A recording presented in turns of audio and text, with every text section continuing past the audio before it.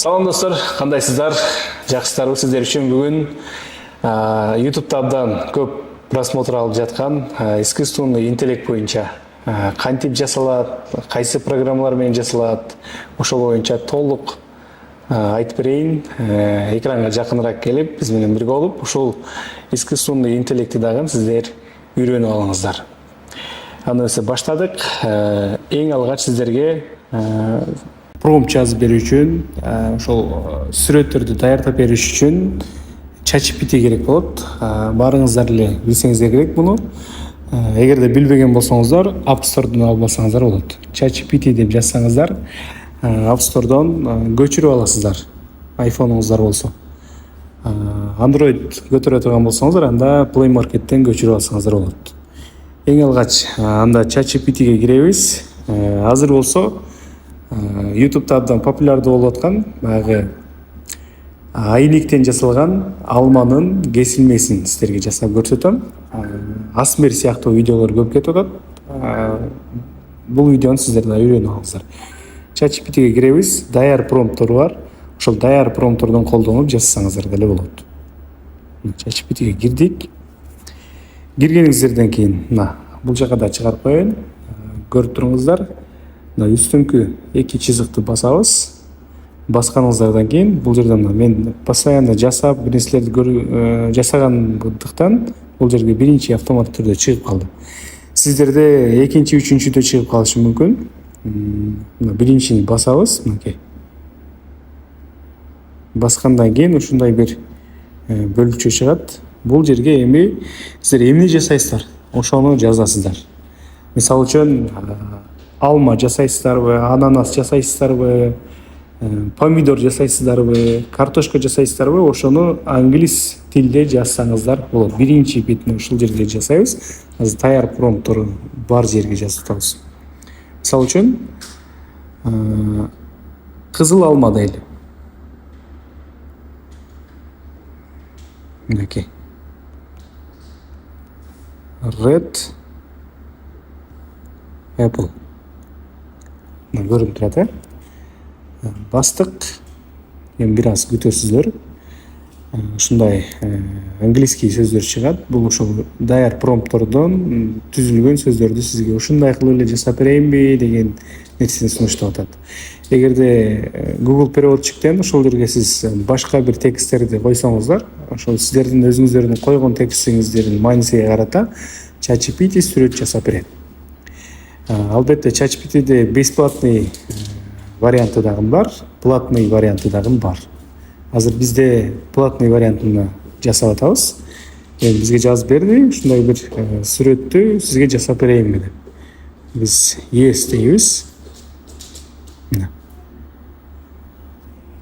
Көрүп турасыздар, көрсөтүп турам, экранга да чыгарып койдум. Эми бул жерден азыр сиздерге 9-га 16 форматында жасап берейинби, же 16-га 9 форматында жасап берейинби деп сурап атат. Эгерде YouTube'га узун видео жасайм десеңиздер, анда сөзсүз түрдө мындай узун видео жасасаңыздар, 16:9 форматында тандайсыздар. Ал эми shorts форматында жасайм десеңиздер, же TikTok форматында жасайм десеңиздер, 9-га 16 форматында. Мындай түзүнчө көрүнө турган болсо. Азыр бул жерде өзүнүн вариантын сиздерге сунуштап атат. TikTok форматындабы же YouTube форматындабы деп. TikTok менен Shorts форматында бир эле формат жасалат. Ошондуктан биз азыр TikTok форматында деп тандайбыз. YouTube'га Shorts форматында жасала турчу видеону даярдап атабыз. Ошондуктан биз TikTok деп жаздык. Экранга дагы чыгарып койдум.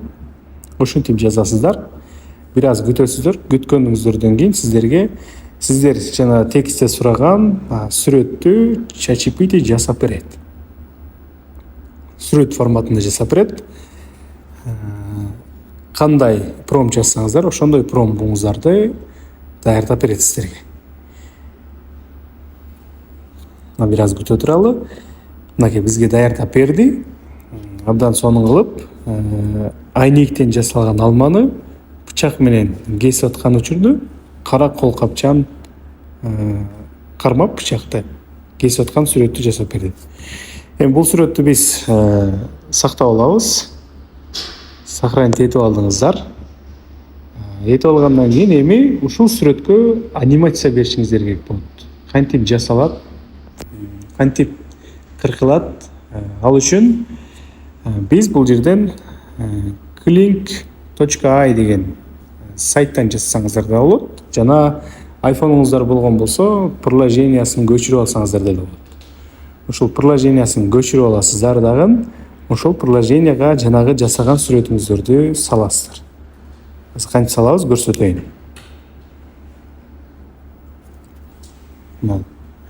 Ошол приложения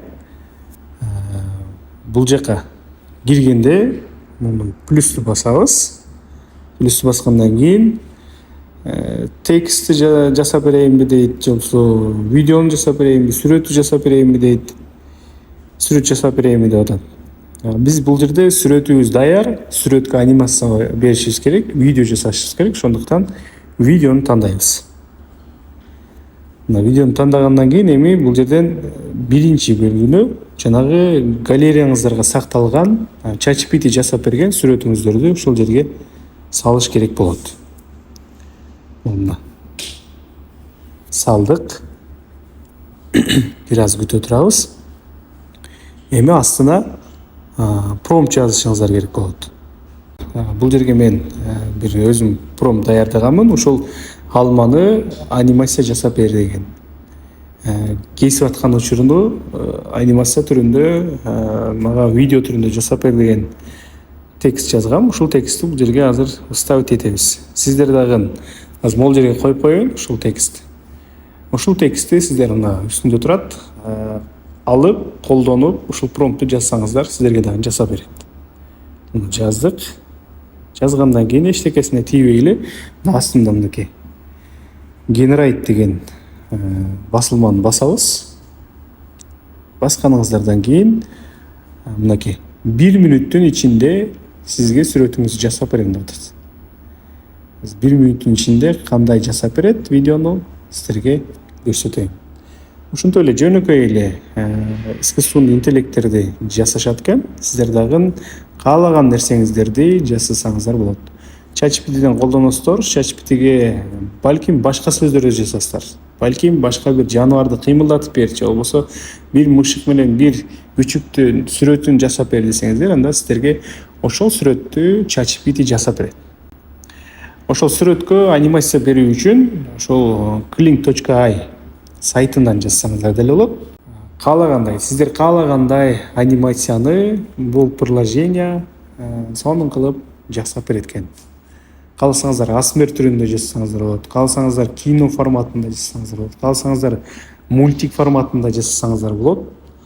Бул сиздердин өзүңүздөрдүн фантазияңыздарга жараша болот. Ошондуктан бул программаларды колдонуп, азыркы күндө YouTube'да shorts форматында видеолорду дагы салышат. Сиздер дагы ошентип колдонуп көрсөңүздөр болот. Мынакей, азыр биздин видеобуз даяр болду. Арадан 1 мүнөт өттү. Видеону эми биз көрөбүз. Көрдүңүздөр, бул жака чыгарып койдум да. Алманы ушинтип кесип атат.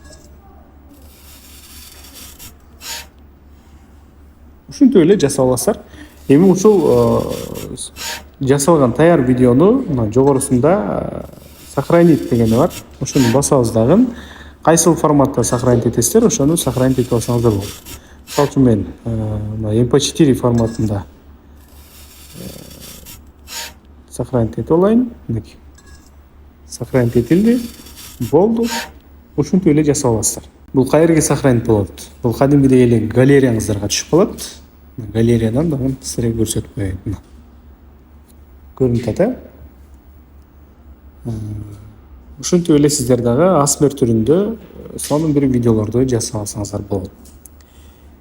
Ушундай достор, искусственный интеллект боюнча мен сиздерге анда бир аз жасашты үйрөттүм.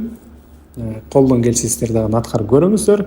Айта кетсеңиз, урматтуу достор, азыр мен жасагандай кылып сиздер дагы искусственный интеллект боюнча жасап эң мыкты жасайсыздарбы? Ошол жасаганыңыздарды, өзүңүздөрдүн колуңуздардан келген эмгегиңиздерди жасап, инстаграмыңыздардын историясына коюп, мени белгилеп койсоңуздар болот.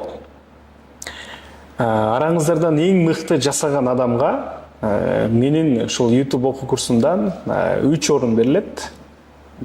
Эң мыкты жасаган адамдарга. Биринчи, экинчи, үчүнчү орунга сонун бир мүмкүнчүлүк бар. Колуңуздардан келсе, ушул мүмкүнчүлүктү утуп алыңыздар. Ушул интеллектти, искусственный интеллектти туура жасап, жакшы жасап, инстаграмыңыздарга история бөлүмүнө коесуздар дагы, мени отметка кылып коесуздар. Мен ушул отметка кылганыңыздардан байкаймын дагы, эң мыкты жасалган адамдын үчөөсүн тандап алам. Ушул көрөрмандардын өздөрүнүн баягы тандалуу туруна да коебуз. Ошолордун арасынан эң мыктысы ким экенин эл өзү баалайт. Мен ушул эң мыкты жасаган үчөөсүн элге сунуштайм. Эл тандагандан 3 адамга андай окууга бир жолдомо беребиз. Ошондуктан урматтуу көрөрмандар, колуңуздардагы телефонду жөн гана көтөрбөстөн бир жакшы нерселерге пайдаланыңыздар. Ошо YouTube окуу курсундагы нутуга сиздердин колуңуздарда турат. Колуңуздардагы телефон менен эле сиздер дагы ушундай искусственный интеллектти жасап көрүңүздөр. Жасап, инстаграмыңыздарга отметка кылыңыздар. Ал жактан мен мыкты жасагандардын үчөөсүн тандап алып, элге коебуз. Кайсынысы жакшы жасады, ошол үчөөсүнө дагы бир окуу курсуна мүмкүнчүлүктөрдү берели. Андыктан баарыңыздарга ийгилик болсун. Туура пайдаланып, сиздер дагы жасап, YouTube курсунан акысыз сабактарды алып калыш насибесин дейли. Баарыңыздарга чоң рахмат. Бар болуңуздар.